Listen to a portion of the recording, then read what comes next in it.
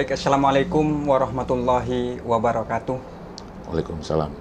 Kembali lagi bersama saya Irwan Hidayat di channel Rumah Institut, inspiratif mencerdaskan. Pada kesempatan malam hari ini tak kalah menarik, Rumah Institut tentunya menghadirkan tokoh pemuda khususnya di wilayah DKI Jakarta, tentunya bersama Abang Koman Silatonga. Assalamualaikum Abang Da. Waalaikumsalam. Bagaimana kabar Abang Da ini? Baik, sehat. Alhamdulillah, syukur sehat alhamdulillah ya Abang Da. Tentunya kawan-kawan sekalian pasti banyak yang penasaran siapakah Abang Silatonga ini. Tentunya Abang ini selaku Ketua MPCPP Pemuda Pancasila Jakarta Timur, tentunya kawan-kawan. Artinya Abang Da ini yang bergelut di tengah-tengah masyarakat perihal bagaimana tentang pemuda Pancasila, tentunya masyarakat Jakarta Timur khususnya tentunya nanti harus terserap dan teraspirasi apa yang menjadi harapan masyarakat itu sendiri. Nah, disitulah Pemuda Pancasila hadir bagaimana menampung aspirasi masyarakat, tentunya seperti itu ya Bang Da. Ya. Nah, tak kalah menarik Abang Da, saya sedikit mengangkat tema Pemuda Pancasila didirikan untuk apa. Nah, kira-kira begitu ya Bang Da. Ya. Nah, mungkin bagaimana menurut Abang Da sendiri dengan hadirnya Pemuda Pancasila ini untuk apa? Dan didirikannya ini untuk apa? Di tengah-tengah masyarakat, khususnya di wilayah DKI Jakarta tentunya. Monggo Bang. Baik, terima kasih Adinda. Sebelum saya menjelaskan tentang apa yang Adinda sampaikan barusan, saya perkenalkan dulu diri saya. Saya Noman Silitonga, sarjana hukum. Saya Ketua MPC Pemuda Pancasila Jakarta Timur. Yeah. Dan saya juga punya organisasi kepemudaan, namanya Generasi Muda Kasih Bangsa GMKB. Nah, keseharian saya saat ini, karena jabatan saya melekat sebagai Ketua Majelis Pimpinan Cabang Pemuda Pancasila Jakarta Timur, atas hal yang tadi Dinda sampaikan dan perlu saya jawab bahwa Pemuda Pancasila itu lahir daripada sebuah tuntutan sejarah, panggilan sejarah, di mana ketika itu terjadi sebuah pertarungan politik yang sangat besar di Indonesia, dan peran komunis ketika itu sangat luar biasa dan berpotensi untuk mengganggu stabilitas keamanan dan politik di negara kita ketika itu. Dan atas dasar hal tersebut, para pendiri bangsa ini yang tentunya pada saat itu diinisiasi oleh para jenderal di TNI Angkatan Darat seperti Pak Nasution berwacana dan ujungnya membentuk sebuah organisasi untuk menghalau kekuatan besar komunis tersebut.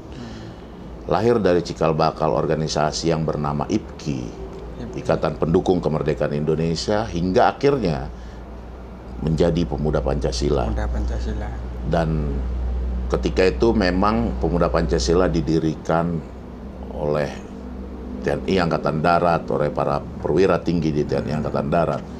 Dan memang isinya anggota Pemuda Pancasila itu ketika itu memang boleh kita katakan dari golongan kaum menengah ke bawah. Di situ ada preman pasar, ada tukang becak, segala macam.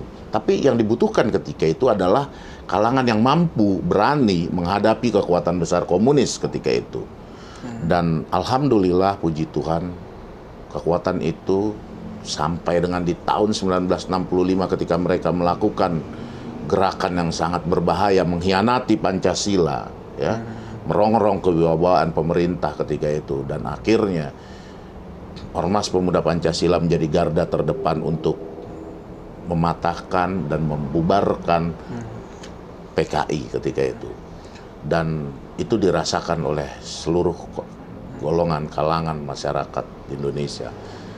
Lalu bagaimana peran dan fungsi pemuda Pancasila hari ini? Ini yang jadi sangat penting dan menarik. Sesuai dengan apa yang menjadi filosofis dasar dari pemuda Pancasila, bahwasannya pemuda Pancasila itu harus menjadi pengamal dan pengaman Pancasila. Dan itu ada di dalam sebuah Mars Pemuda Pancasila. Jadi siapapun kader, siapapun anggota yang memakai, yang menjadi anggota Pemuda Pancasila, tentunya dia harus mampu menjadi pengamal Pancasila, mengamalkan sila-sila demi sila-sila yang termaktub dalam Pancasila tersebut dalam kehidupan keseharian, dan tentunya mengamankan Pancasila itu sendiri untuk menjaga dari rongrongan ataupun niatan-niatan atau ide-ide yang mau mencoba merubah haluan dasar bernegara ini. Tentunya kami bertekad, pemuda Pancasila bertekad untuk menjadi garda terdepan dalam hal itu. Nah, tentunya Abang Da kan sudah tadi sampaikan berbicara tentang peran dan fungsi pemuda Pancasila itu sendiri. Mungkin hari ini masyarakat itu berstigma pemuda Pancasila ini kayak preman.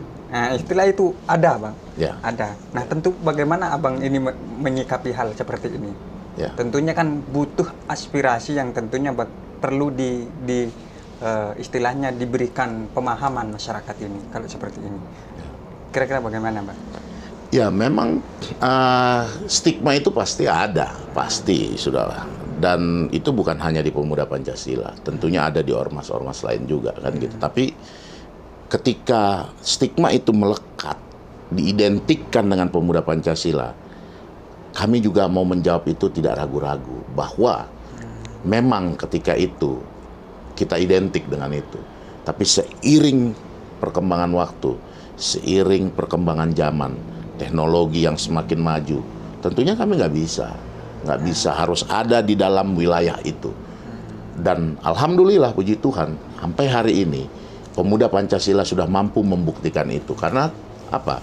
Kalau kita lihat parameternya, kami telah banyak melahirkan kader, tokoh, terutama di Republik ini, ya, yang mampu mempunyai peran yang sangat besar menentukan arah dan perkembangan Republik ini. Hari ini beberapa tokoh besar yang menjadi pejabat tinggi negara itu dari kader murni pemuda Pancasila. Saya ambil contoh misalkan Ketua MPR RI Pak Bambang Susatyo, itu kader pemuda Pancasila, ya. Lalu Ketua DPD RI Bang Lanyala Mataliti, kader murni pemuda Pancasila. Ketua Majelis Pimpinan Wilayah Pemuda Pancasila Jawa Timur. Dan banyak lagi, kalau kami sebutkan namanya satu persatu tentunya panjang. Artinya apa? Orang boleh sah-sah saja menjudge itu atau membuat stigma itu bahwa pemuda Pancasila lahir dari identik dengan preman.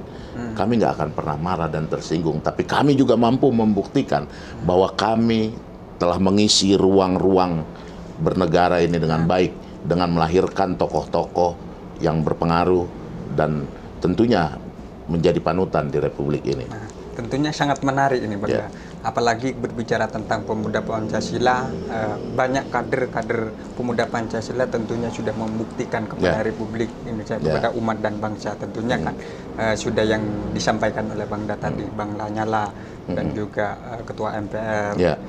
Nah, tentunya kan kita tidak mau di wilayah hal seperti itu, tapi lebih bagaimana kedekatan pemuda Pancasila dengan masyarakat yang paling bawah.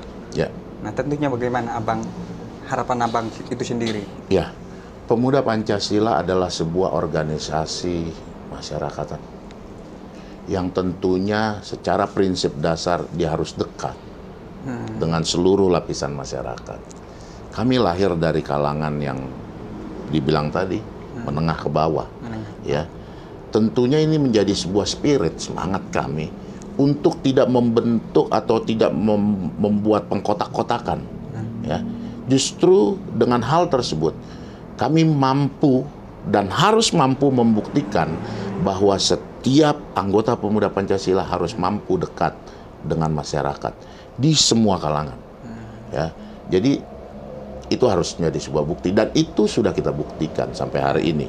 Walaupun memang ada saja masih prinsip-prinsip yang tadi yang menjustifikasi atau membuat sebuah pemahaman kami identik dengan hal-hal misalkan kekerasan atau apa. Tapi jangan pandang kami dari sisi itu juga. Pandang kami bahwa kami adalah sebuah wadah tempat belajar, tempat mengapresiasikan dan membentuk diri daripada anak bangsa untuk menjadi hal yang lebih baik, dan tentunya menjadi pemuda harapan bangsa yang diharapkan akan meneruskan perjuangan-perjuangan daripada para the founding fathers. Nah, tentunya kawan-kawan sekalian, tadi yang disampaikan oleh Bang Data perihal tentang pemuda Pancasila, mungkin kawan-kawan khususnya di wilayah DKI Jakarta, silahkan dicari, tinggal klik di Google Chrome ya, tentang pemuda Pancasila sejauh mana. Nah, mungkin yang terakhir Abang Dah. Baik. Yang terakhir, kan Abang ini sebagai ketua Majelis Pemuda Pancasila di Jakarta Timur. Sejauh ini apakah Abang Dah itu sudah sesuai dengan tugas fungsinya sebagai ketua Pemuda Pancasila itu menjalankan ini? Ya, ini menarik. Dan saya berpikir begini, jabatan itu adalah amanah. Amanah. Ya. Saya tentunya harus mampu menjaga amanat itu. Dan sampai hari ini kami bekerja dengan tulus, ikhlas. Tulus dan ikhlas, ya. betul. Dan kami harus mampu membuktikan bahwa pemuda Pancasila memang bermanfaat bagi Republik ini, bermanfaat bagi masyarakat, bermanfaat bagi rakyat Indonesia. Dan sudah banyak karya nyata yang kami lakukan, terutama kalau bicara skup hanya di Jakarta Timur sudah banyak. Dan kami yakin, walaupun itu masih banyak, masih banyak kekurangan. Dan kami tetap akan melihat kekurangan itu sebagai sebuah pelajaran yang berharga agar kami dapat membuat hasil yang lebih maksimal lagi sebagai bukti karya nyata kami kepada Republik ini. Ya, terima kasih Abang Dan sudah tentunya menarik lah.